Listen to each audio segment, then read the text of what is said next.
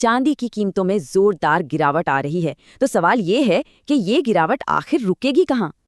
गिरावट की रफ्तार ने तो बाजार में कई लोगों को हैरान कर दिया है। चलिए पता लगाते हैं कि हो क्या रहा है। अपने हाल के हाई से कीमत में 40% की जबरदस्त गिरावट आई है।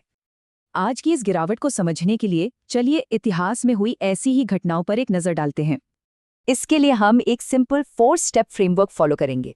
बेसिकली बड़ी रैलियों और उसके बाद क्या हुआ इस पर फोकस करेंगे।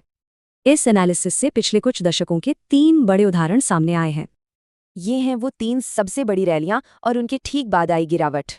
जैसा कि चार्ट में दिख रहा है, बड़ी रैलियों के बाद 14 से 35% तक की गिरावट आम रही है।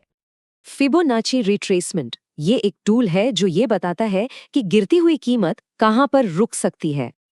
और इतिहास देखें तो 3 में से 2 बार कीमत को 23.6% के लेवल पर सपोर्ट मिला है।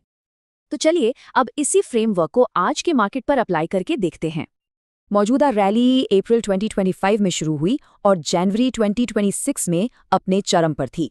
बहुत तेज रफ्तार थी।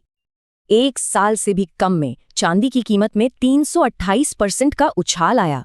अनबिलीवेबल। तो पिछली गिरावटें थीं 14 से 35% की, पर इस बार ये 40% है, यानी काफी ज्यादा। कीमत अब 50% फिबोनाची रिट्रेसमेंट लेवल तक गिर गई है।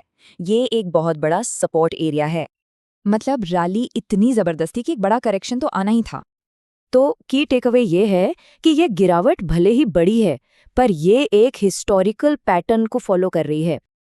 तो इतिहास को गाइड मानकर चलें। तो सवाल ये है कि अब आगे क्या?